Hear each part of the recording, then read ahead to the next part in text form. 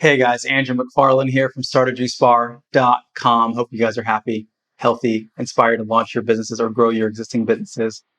Today we are talking about how much it costs to start a juice bar and the 5 major factors that you're probably not aware of that are going to play the most significant role in what the startup costs are for you. Before we dive in, if you're new to the channel and you don't know who I am, you don't know what we do, over the last 10 years, myself and my company has had the pleasure of supporting hundreds of entrepreneurs all over the world launch and scale successful juice bar concepts, acai bowl businesses, smoothie bar concepts, healthy cafes, and more, as well as running our own businesses in this sector. So all the information on this channel is coming from that experience. Early invitation to press the like button. Thank you. I appreciate that. It supports the channel. It gets this content out to more people, and therefore we can make the world a healthier place together. Now, diving in, assuming you don't have your business open yet and you are curious, how much is it going to cost me to start this business? I want to outline the 5 major things that you need to be aware of that are going to play the most significant impact when it comes to your budget. Okay, so what's number 1?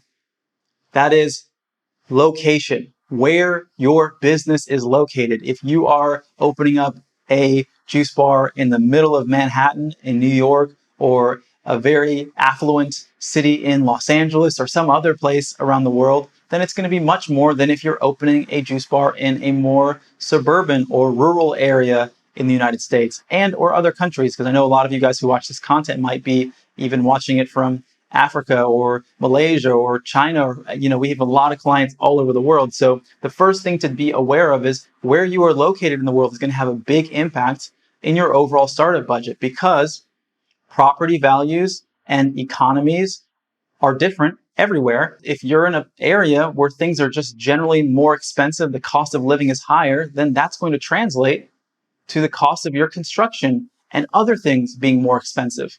If you're in a place where the cost of living is lower, then everything is going to be cheaper. So the location that you're located in is going to play a big factor. That's the first thing. The second thing is the size of your location. If you need to construct and build out a juice bar in a 400 square foot storefront or a 2,000 square foot storefront, the cost of materials is going to be very different. The timeline that it's going to take to build out a location like that is also very different. So depending on the size of your location, that's going to play a big role in your overall startup budget needs. Okay, that's number 2. What's number 3? This is going to be the equipment.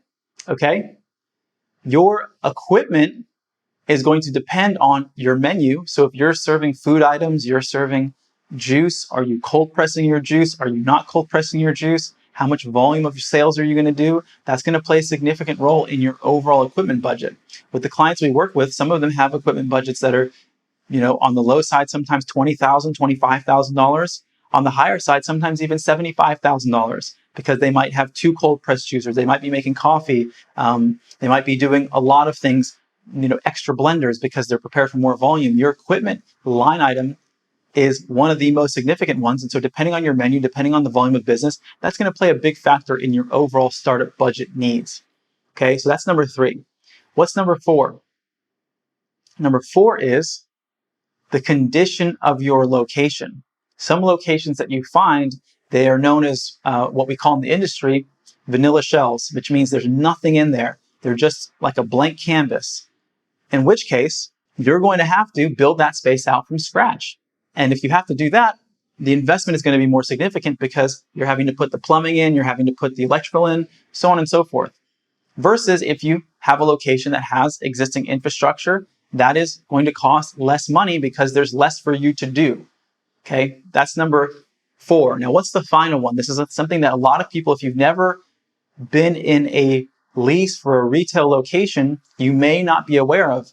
And this isn't always the case, but it's important to know that the terms that you negotiate with your landlord are going to play a big role in your overall startup budget. Now, landlords are, in many instances, not all, but in many instances, known for giving what's called tenant improvement money or tenant improvement allowance. This is basically a portion or all, it's a rebate on a portion or all of your build out.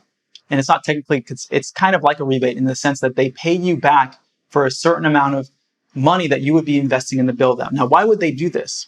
They do this because you're improving their real estate, right? Their real estate is becoming more valuable because of the things that you're investing in that location that you can't take with you. So whether you leave after 5 years or 10 years or 20 years, you've put money into the plumbing, the electrical, and you can't take that with you, but the landlord is the beneficiary of that. So a lot of times landlords will give you money. Sometimes we've seen $50,000, $100,000 in very rare circumstances that people will get towards their build out, depending on the length of the lease. So oftentimes you're not going to get that sort of money towards a build out if you're only signing a 1-year lease or 2-year lease, which is also, very rare anyway. But the point is that they want you to be in a lease for a longer duration, and then they're going to be willing to invest in having you there as a tenant because they're going to make that money back maybe over the first year or second year on you being there as a tenant. So this is the fifth thing, and it's a big component. So this is why it's important to have experience and know how to negotiate a lease, which you can't do until you do it, but having people who can support you. And this is,